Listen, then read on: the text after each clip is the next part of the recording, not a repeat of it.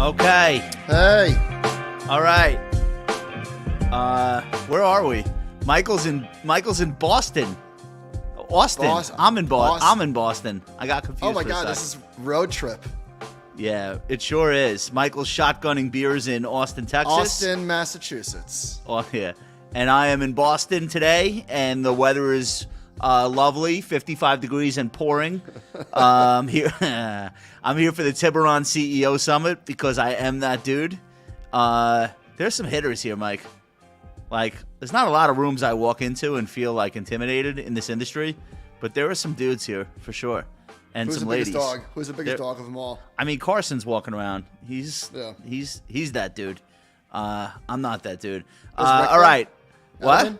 Is Edelman in the house? I didn't see him. I don't know. I feel like this is something he's always at, but I haven't seen him yet. All right, ladies and gentlemen, welcome to an all-new episode of Guess That Failing Bank. And Michael and I are going to name and shame the next bankrupt financial institution. And but not really. Before we get to that, let me say a quick couple of hellos and thank you guys for joining us on What Are Your Thoughts. I see Cliff Peebles is starting a bank, the Peebles State Bank. I would 100% put a couple of dollars in there. Roger Weatherford's here. MD is in the house. John Carlo, I see you. Sean, what's up? Let me do a few more, Mike. Bear with me. Jay Luther.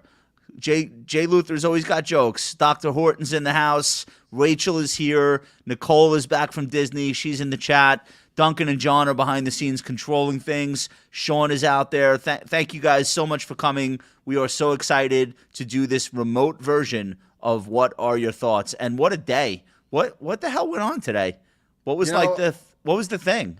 I don't know. Honestly, I don't know. Well, it was the regional banks, of course, but Ben and I get out of a meeting, and I open my phone, and I check out the market, and I see energy stocks are down 5%. I see regional banks are down 7%. What happened? Energy. I honestly, I was in meetings all day, no big deal, but I really don't know what happened. What was the meaning of this? Well, listen, you have a Fed meeting. We're going to get to that in a second, and you have a little bit of a hangover from a huge tech rally last week.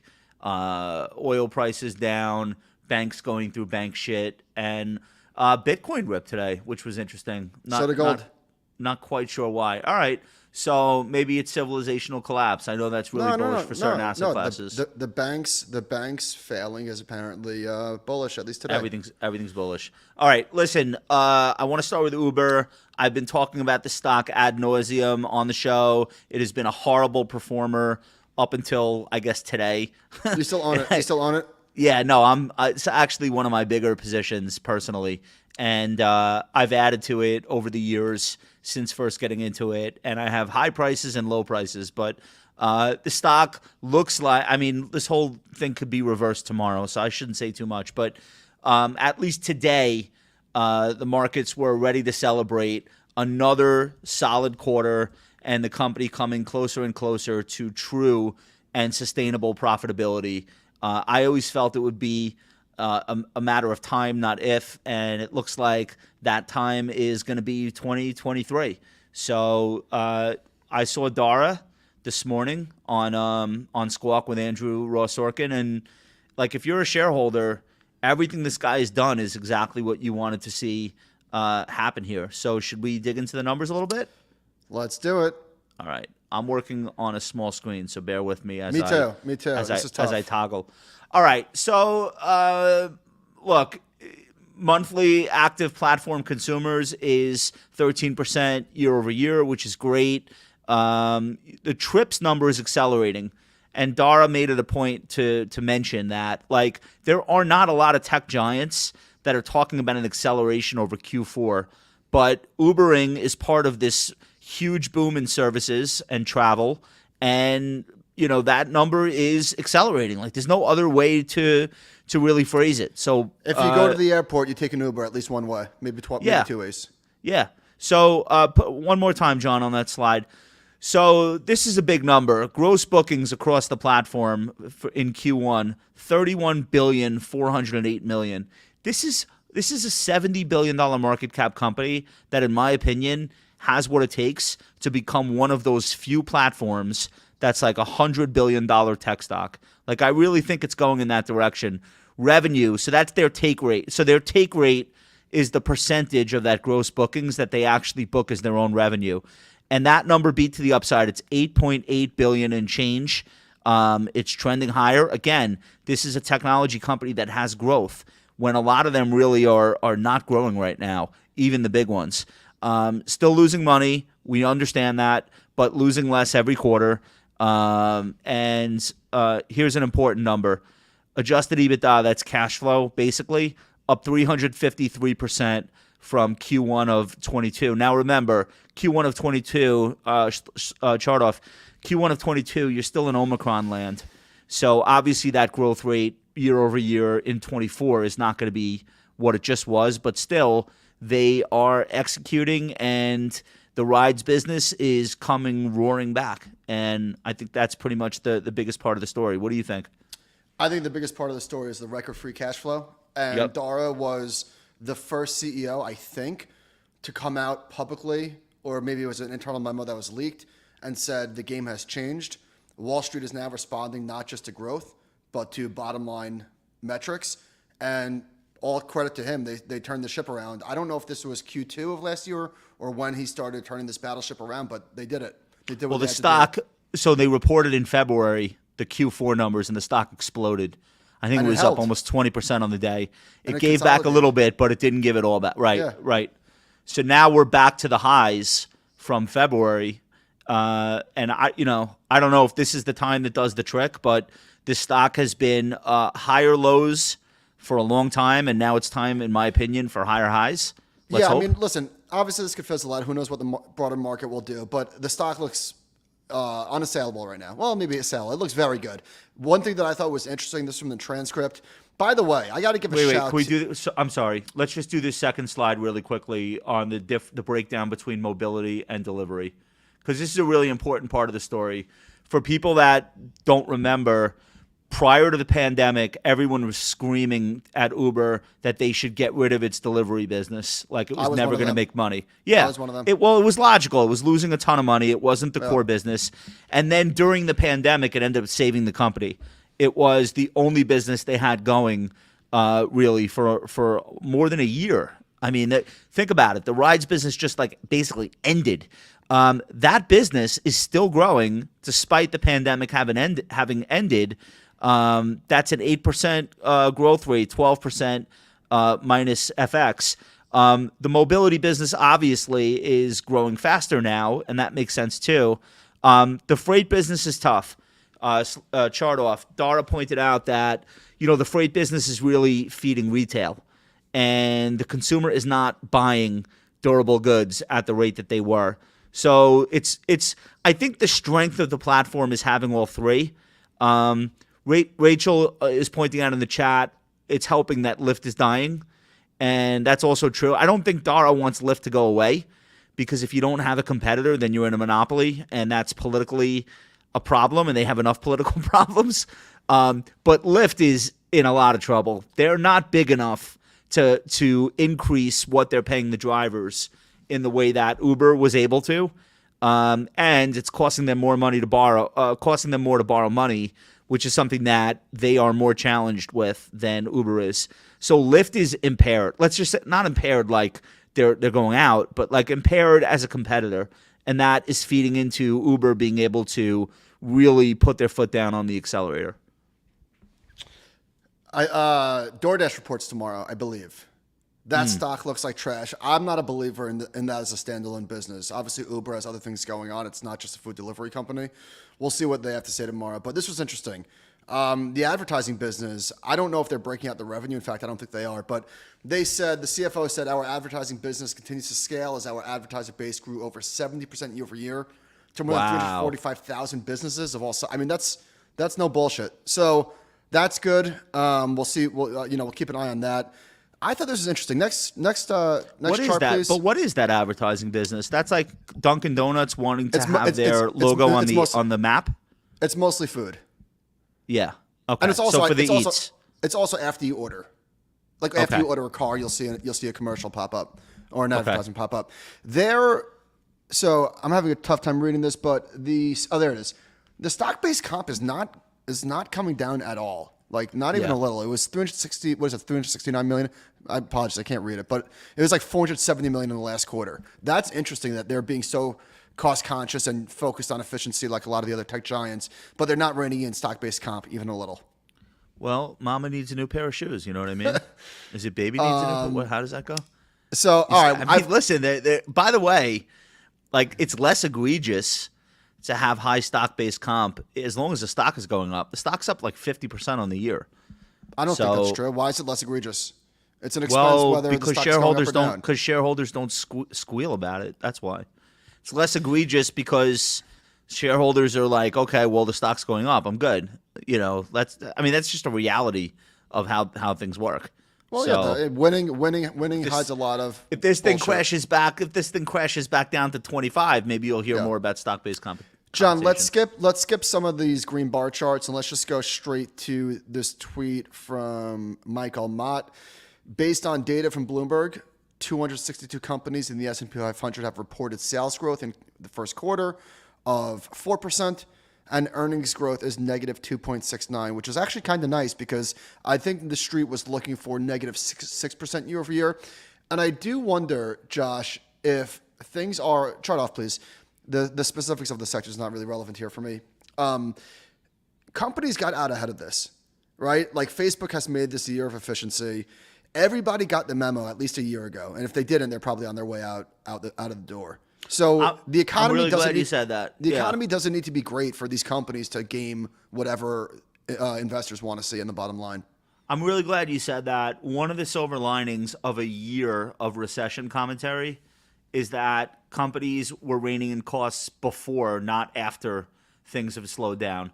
So you're right. They did get ahead of it. And then the other thing, and we remind our viewers and listeners of this all the time, remember, when you're talking about the S&P 500, you're talking about 500 Michael Jordans, give or take. Like all of these companies are the literal best run, best managed corporations. Doesn't mean they don't stumble, right? Great NBA player gets injured. They're going to sit out a few months. So it doesn't mean that they don't have hard times, but they are literally the best at what they do in the world. That's how you become an S&P 5. You're not grandfathered in. Nobody hands it to you. You have to become it. And then you have to live it every day to stay there. So we should not always look at the macro headwinds and assume that the people running these companies are sitting there eating crayons. Like they're planning for adversity. They've got a plan B and a plan C. And in the case of right now, the earnings are not down as much as people thought they would have been because you're talking about companies people that wake up and work there. It's their entire life to react to this stuff or proact, if that could be used as a verb. So I think it's a really important point. All right, let's move on. We don't have to spend too much time in here. I just thought this chart was interesting from Bespoke. The spread between the S&P 500, the market cap weighted version, and the equal weight performance year to date through April. Oh, what a difference a year makes. Yeah, right. I wonder if you in fact, I would suspect that if you do like a calendar year, that the underperformance of the cap weighted changes. But people have been spending a lot of time on this, in my opinion, too much time, talking about the fact that Apple and Microsoft are now 32% of the market, which is the highest two stocks have been, I think, since the early 70s. The market's up 8%, or I guess it was, before the last couple of days. Without these 5 or 6 giants, the market would only be up 3. This matters a lot to traders because if the market, absent the mega cap tech stocks, are not going up, it's more difficult to make money. Yeah. In terms of what this portends for, listen, of course you want broad participation. That would be preferable. But I think that this is a really big distraction from what actually matters. Like, I don't think this is as important as the amount of attention it gets. Let me show you how right you are. Put that slide back up. Everyone, please direct your attention to 2021 and 2022. Just take that mental picture. So what that means, when those bars are negative to that extent, that means the equal weight is outperforming the S&P 500 market cap weight, okay? Yeah, and those are Take it down. Wait a minute. Think about, those are the two polar opposite environments, and in both cases, you had the same outcome with small outperforming large and equal weight outperforming market cap. 2021 was one of the best market environments ever, at least most of the year was, just in terms of how easy it was to make money. And 2022 was literally the worst thing I've ever seen outside of 2008. And in both cases, equal weight outperformed market cap weight. Wow, great. Now fucking what? Because Right, exactly. because it told you nothing.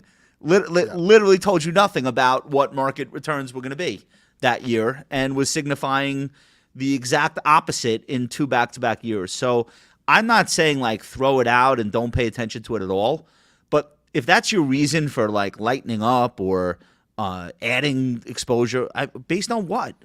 Like what are you saying is the meaning there? I think the reason why people do focus on that is because of the alpha opportunities either being there or not being there.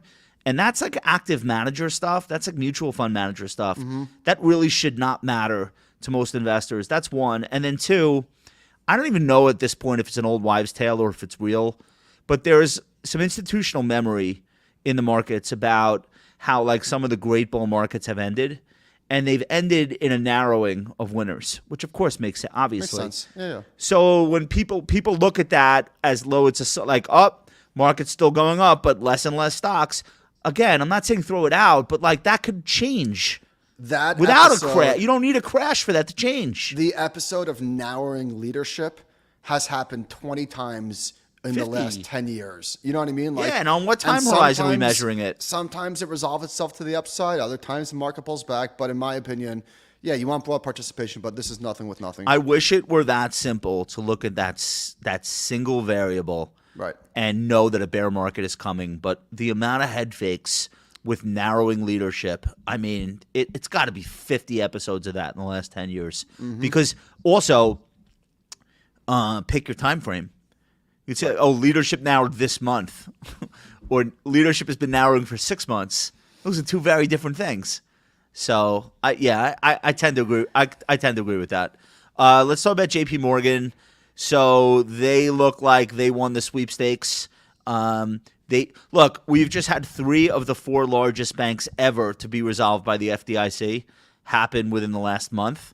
It's pretty notable, and I think the FDIC is somewhat reticent in terms of just handing these banks over to the largest banks in the country, and they haven't really been doing that. Citizens Bank was able to buy what was left of Silicon Valley Bank.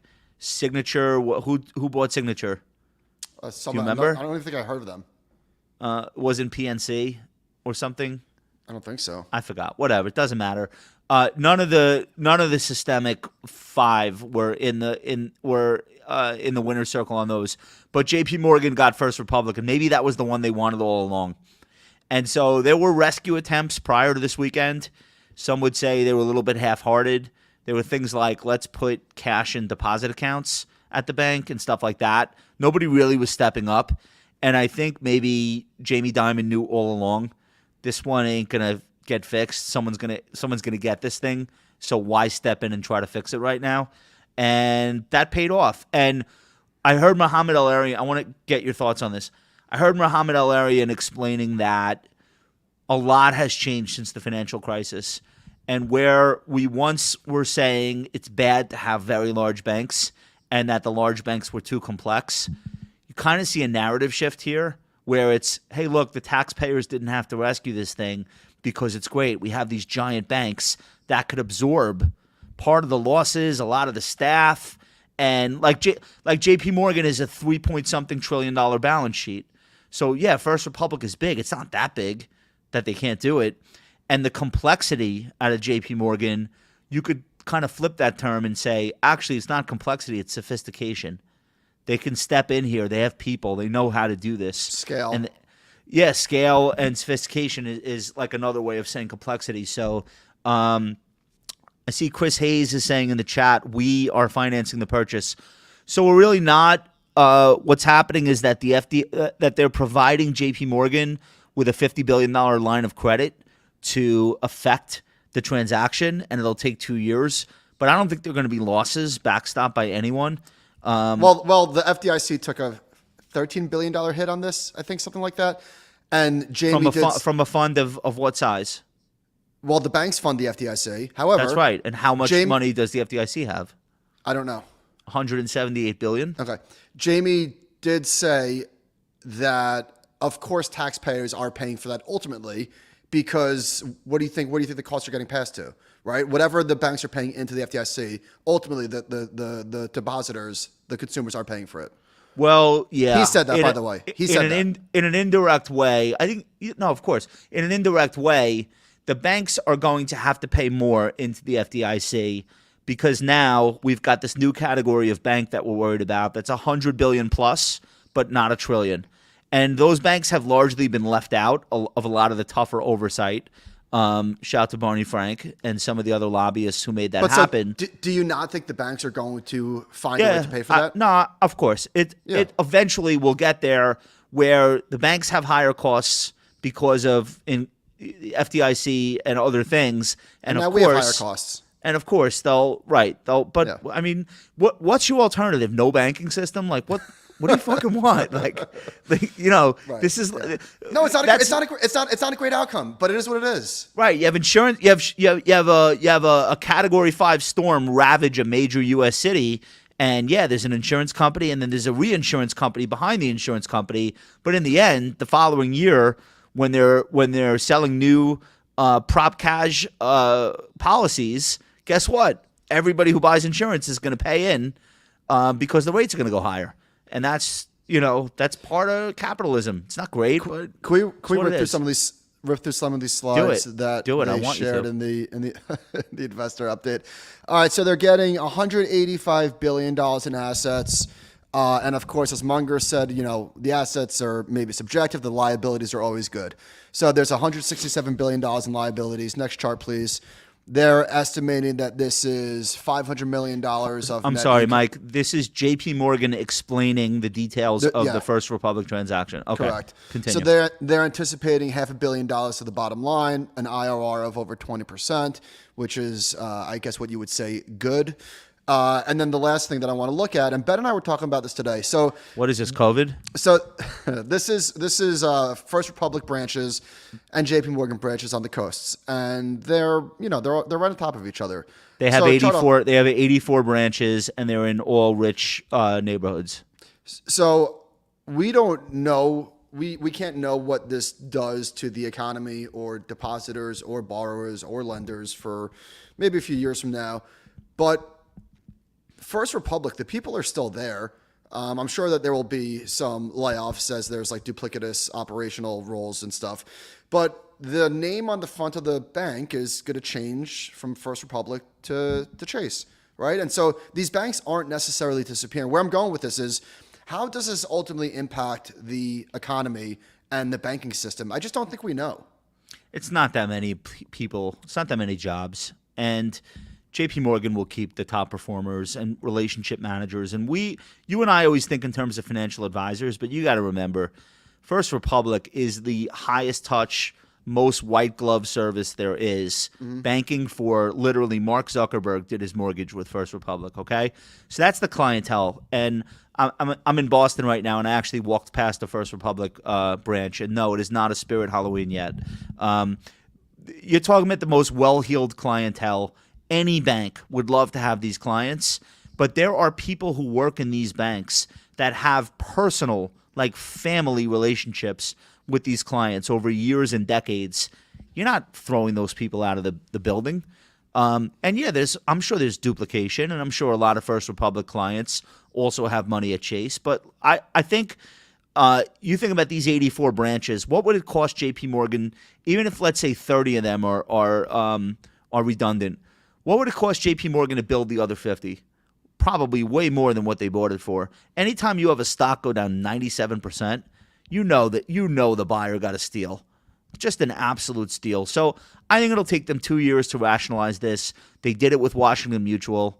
They did it with Bear Stearns. They know how to do this stuff. Let me ask you this. So I'm making an assumption here that the worst of the bank failures are behind us, and we'll see. But let's just assume that is the case. Aside from the equity holders, why is this so bad? Hold on, this is funny. Oliver Ruff is saying Second Republic is coming soon. First didn't go so great. I don't think the economic. I don't think the economic impact of this is anything more than what you're already going to get, which is reduced bank lending. Like, I think that's it. I don't think like layoffs would really impact from something like this. I think the bigger story is the slowdown in bank lending and what that does to small and mid-sized business. And ultimately, when small and mid-sized business has a pronounced slowdown, it eventually hits Fortune 500 companies. But they can deal with it, and it happens on a lag. And people who are expecting a switch to flip or like an overnight change in the economy based on this are going to be disappointed. All right, so let's keep moving to that point. Here's a chart from Christoph Barad showing that in the past 50 years this chart is showing bank lending 4-week change. Okay. In the past 50 years of data, only after Lehman collapsed. Great chart, dude. And 08, yeah, it's really encouraging. And following the September 11th attacks on the U.S., did banks cut lending as sharp as they did in the 4 weeks through April 12th? Okay, so that's not great. I think this is what a lot of people. Is that big spike up the PPP loans and stuff? Gotta be. Gotta be. Okay. This is what a lot of people. Downside of that. This is what a lot of people were expecting to happen. But Capital One said something that was interesting because Ben and I were talking in the last couple of weeks when American Express reported and Capital One and I think Visa, and I'm looking at delinquencies and write-offs, and they're still below 2019 levels, like still. So Capital One said, based on what we see in our delinquencies, we think the monthly charge-off rate will get back to 2019 levels around the middle of this year. Our credit metrics tend to move a quarter or two ahead of the industry. We saw that in the global financial crisis, and we saw it in the pandemic, and we're probably seeing it again here.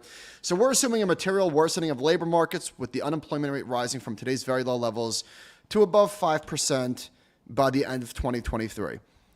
Okay. I don't know that this is necessarily a however. It's just a continuum in the story that's playing out right now. Show up this chart, please, of total card spending from Bank of America. Okay. You see that big downtick, right, on the right side of the chart. What the hell is that? This is retail X auto, total card, and total X gas. Okay, but however. What is the? What does that drop from? I'll tell you. So it says spending per household based on aggregated credit and debit card data. This is the percent change of the 7-day moving average. So they said there have been large swings in year-over-year spending growth in April, largely because of the shift of the timing in Easter. So that gigantic drop was not necessarily that. No, seriously, that was not a result of people being like, "Oh shit, SVB failed. I'm not going to spend money." This was funny. This was a seasonal thing that just happened to coincide with that. So Bob Elliott, who does great macro shit on Twitter, he was a PM at Bridgewater, said one of the bigger risks of the SVB crisis was that the financial concerns would bleed over to the real economy and create a sharp slowing of economic activity. These few weeks of data provide another confirmation that we are past any acute impact on the broader economy. Okay, all of this is to say, I just don't think we really know yet. I think it's too early to say. There are some signs, bank lending showing a sharp slowdown, and then there's spending saying what slowdown. So both things can be true, and we just don't know what's going to happen from here.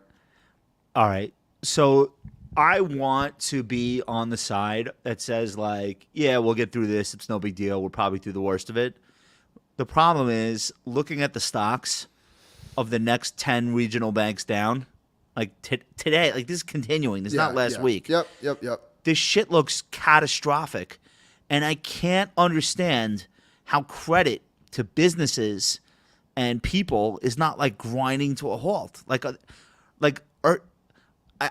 I'm not the expert on this, so nobody take my opinion on this. I'm just trying to picture, like, you're at a bank responsible for how many loans the bank is making and what credit standards, and your stock price is down 40% a week, and you're just like, yeah, business as usual? How could that be? Can't be. No, you're and right. It's not one bank. It's not just PacWest. It's a shit show. Look, the KRE, the whole index. How is this not having more of an impact? It can't just be Easter. No, it will. I mean, I'm with you. I would just say, like, because you said the word catastrophic, so you can get dark really quickly here. I would point out a few things. No, the stock prices. Yeah. The stock prices are catastrophic. Full stop. Junk spreads, which typically blow out when there's real economic stress, are sleepy. Nothing's happening there. we spoke about this multiple times, that the overwhelming majority of debt outstanding is fixed long-term. So is this going to have an impact? Yeah, I don't see how it couldn't, but it doesn't, like, this does not have to be the straw that breaks the camel's back. Maybe it will be. Maybe junk bonds aren't the right thing to look at because there are some idiosyncrasies to that market where it's not quite a one-to-one correlation with what's going on at banks. Maybe we want to look at leveraged loans. Maybe we want to look at like bank lending or commercial lending. We want to look at the things that are day one directly impacted by what small and mid-sized businesses are able to do at their bank. So if you just look, you're right. That is, yes, because there's no duration risk there. That's pure credit risk. And if you look at bank loans, ticker BKLN or SRLN, they look fine too. So I'm not saying that those everything are ETF tickers. Those aren't prices of loans. Yeah, they move quick. I'm not saying that everything's kumbaya. I'm just saying that there's like a middle ground between, oh my God, this is like horrific, and maybe we just don't know yet. Yeah. Well, so far that's been the story so far. There's nothing blowing up other than banks. It's not like we have companies coming out reporting earnings and saying, oh, and by the way, we need to do a spot secondary tomorrow and sell $300 million worth of stock. And also here's a profit warning. Like we've seen one or two of those. Dude, we have not seen a lot of those. Here's where we are. We're in late 07. No, we are in a period of time where the economy is adjusting from 0% interest rates forever to 5%. And it's hard. It's this messy, sloppy transition. And some things are breaking. But one thing that's interesting is we always talk about constantly how fast everything moves now. This is one example where it's the opposite. Things are moving much more slowly now, perhaps because of all the excess liquidity in the system. Mm-hmm. Mm-hmm. If this were a cycle of old, like some of the ones that we've been through, we'd be in a recession. Like this would already be Lehman Brothers. We'd be there. Full blown. Torsten Slok put out a chart that Ben and I spoke about in Animal Spirits today. Most of now, I don't want to speak for him because I'm sure you could look at some leading economic indicators that would signal otherwise. But what the NBER uses to indicate whether or not we are currently in a recession, none of them are triggering right now. It doesn't mean that we can't be in a recession a month from now. Today, we're not seeing it. You're just not seeing it. What's in there? Like ISMs? Like what are? I'm sure it's credit spreads. It's got to be a lot of manufacturing stuff. That market might just be broken. There just might be too many other things going on there that it just doesn't work the way it used to as an indicator. Don't know. Okay, let's move on to the FOMC. Okay. So look at the volatility in this chart. We're looking at 500 to 5.25, which would mean a 25 basis point rate hike tomorrow. And look at the volatility that we saw in March as we're first getting through the SVB stuff. And in March, when they raised, Josh, you were very adamant. They're losing their minds. What the hell are they doing? This is the target rate. This is like the market betting on what the Fed will do. Right. So just look at all of the volatility that we saw through March and April. And now there's pretty much unanimous consent, more or less, that they are going to do 25 basis points tomorrow. All right. I didn't think they'd move last time, and I'm going to double down. They keep giving speeches about how the impact of what's going on in the banking system is going to do part of their job for them, which we laughed at last time, and they didn't seem to care about that either because they hiked. But I think there's a place for a surprise where they say we're picking up enough. We're picking up enough of a slowing. Now they're not, so it's not happening really in prices yet. So maybe they keep going. I think the more they keep going, the more shit they're going to break. So I think this is their last one. The market does too. Right now there's an 84% implied probability for June, which is the next meeting, that they're going to be at 500 to 5.25, which would mean a pause. Is the constructive way to look at this like, all right, the Fed is going to keep going, and you're going to have more institutions blow up, get rescued, get resolved. Nothing will happen to depositors, but we're going to clear out a lot of bad banks that should have known better, and we're going to make the overall system healthier. Is that the silver lining here? Like maybe we didn't need to have banks that were mismanaged and we're getting by on 0% interest rates, and this is how we clear that out, and we make everybody else a little bit better disciplined. Is that, I don't know. Maybe that's the good news. It's not good news if you're a CEO of one of these banks and you're watching your share price do what it's doing, but so we know that this operates on a lag, right? It's not you raise rates and the economy grinds to a halt. Oh, can I say one other thing? Wait, I'm sorry. Can I say one other thing? This hasn't really touched middle America yet. First Republic does business primarily with like the wealthiest of the wealthy. And they all live in Beverly Hills and in the Back Bay here in Boston and the North Shore of Long Island and Manhattan. And it's just not a story for most people sitting around the campfire or whatever. I don't know what people outside of New York do. It's just not a story for them. Silicon Valley Bank is obviously highly specific and does not touch middle America. Signature Bank, big presence in Manhattan and the boroughs. Again, not a heartland situation. And then Credit Suisse, which is from Pluto. You know, if you're talking about like, do Americans give a shit what happens at Credit Suisse? Not really. So like this has not yet happened to a bank in Ohio, right? This has not yet happened to a big bank in Pennsylvania or Missouri. So, I mean, that looks like it could happen unless all of these banks have been flawless. If we go to 6% Fed funds rate, I can't imagine us not seeing a few banks that actual Americans use. So we haven't gotten to that point. We haven't gotten there yet. The thing about the financial crisis is, yeah, it was AIG and it was Goldman, but it was also Wachovia. You know what I mean? Like it was also Washington Mutual. It was regional banks in the heartland and in places where actual Americans live. We haven't had banks like that yet be in trouble and curtail lending. So that part of it is interesting to me also. It's high-flying banks located in high-flying parts of the country, particularly on the coasts. What are your thoughts? You're absolutely right. Of course I am. Should we proceed? Yes, let's move on. Okay. All right. This is from Apollo. Again, Torsten Slok. Looking back in history, the median time it takes from the Fed starts hiking until the unemployment rate moves higher is 14 months. We should begin to see the unemployment rate increase within the next couple of months. I think this is a perfectly reasonable take. Ooh, this is good. Whose chart is this? This is Torsten Slok. So he's such a stud. Yeah, he's got great stuff. Yep. So the green line is the Fed funds rate, right? And you can see we're just going straight up. And the blue line underneath look at that lag. Yeah. is, so it takes a while. So we're right about there, and you are seeing initial claims go up. This is such a good chart, Mike. Like people don't get fired the day the Fed starts hiking rates. Yeah, sorry, man. Fed funds rate just went up 25 basis points. I'm going to have to let you go. Right. Obviously, it's of course a lag because nobody gets fired because of what the Fed funds rate is. They get fired because of how their industry handles a higher Fed funds rate. The reason why the lag might be exacerbated here is because we started raising rates 15 months ago. Dude, the chat is killing me. I can't read some of these comments. I can't read some of these comments about that chart. But all right, keep going. Is because the consumer and the corporation were both flush with cash. And so instead of taking 14 months, maybe this takes 18, maybe it takes 20. Who knows?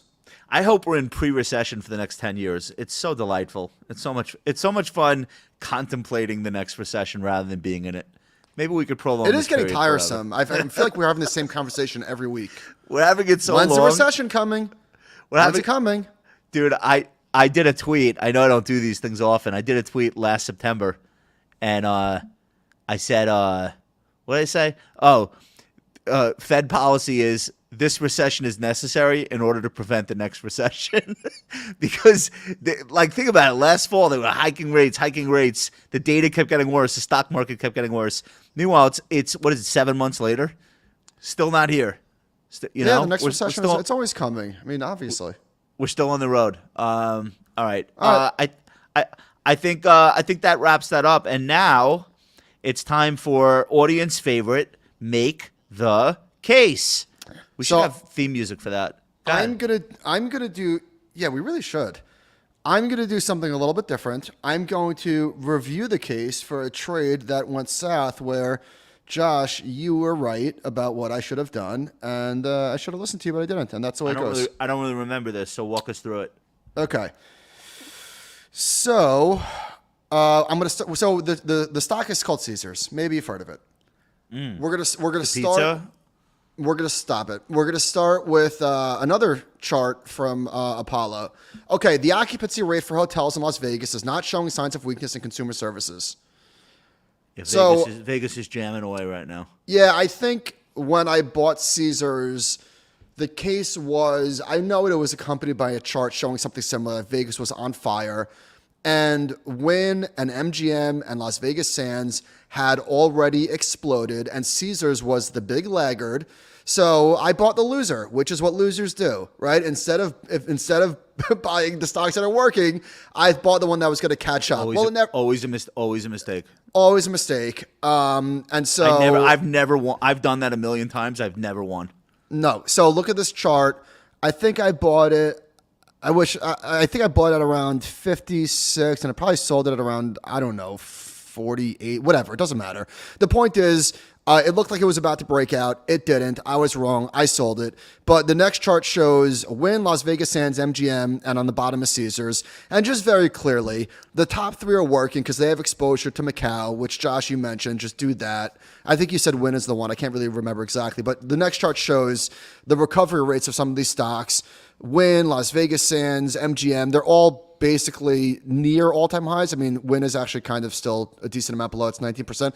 But geez, look at Caesars. Just look at this dog. Well, it's very simple. The casino trade was based on the reopening of China. China is like all the revenue growth and most of the profits. Caesars is playing a different game. They're writing gigantic checks to JB Smoove to try to get people who have $10 in their pocket to lose 8 of it. And then I guess hosting boxing matches, like that's their business model. The other 3 are full speed ahead Macau. That's where the business is. But Caesars has a ton of what's the word? Casinos in Vegas.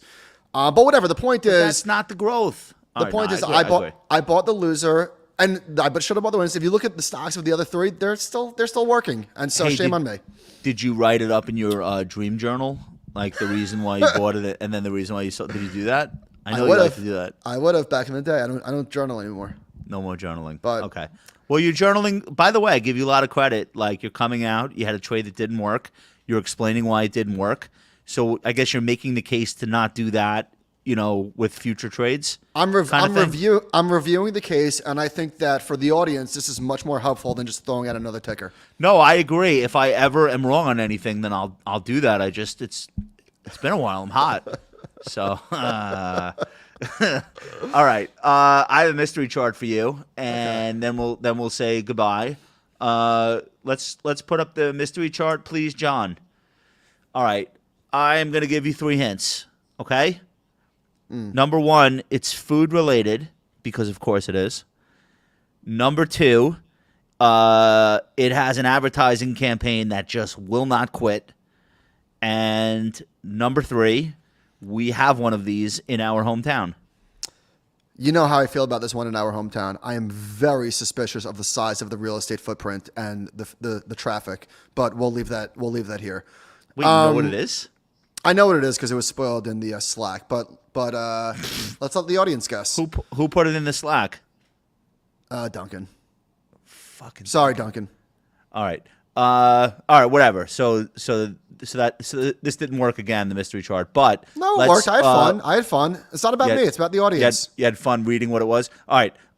For the audience, I see a couple of people got it. Actually, let me say, part-time Larry got it. Who else? Very good, guys. Very impressed. SJ Greening got it. Open Bayou got it. Reveal. Throw it up, yo. Bang!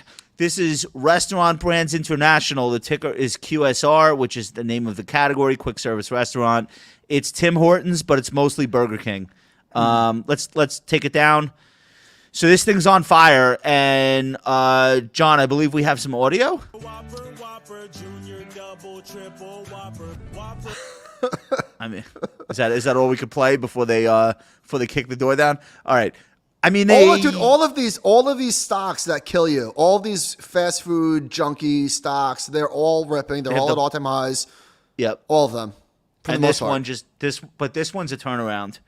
So I don't know how much you remember. This was like a private equity catch and release. Like Burger King would get acquired and then sold back out like every 3 years. Yeah, it was for Canadian companies were involved, I think. It's just over. It's always like some shit with Burger King. I think the Brazilians did a deal for it. I think Ackman was involved at one point. It's just like one of these recycled things where the store stays put, but the ownership keeps changing behind the scenes. I do like a Whopper. I do. I haven't been to Burger King in a really long time. But the song. So you cannot watch an NBA game and not hear that song at least 50 times. You know what else is on NBA games?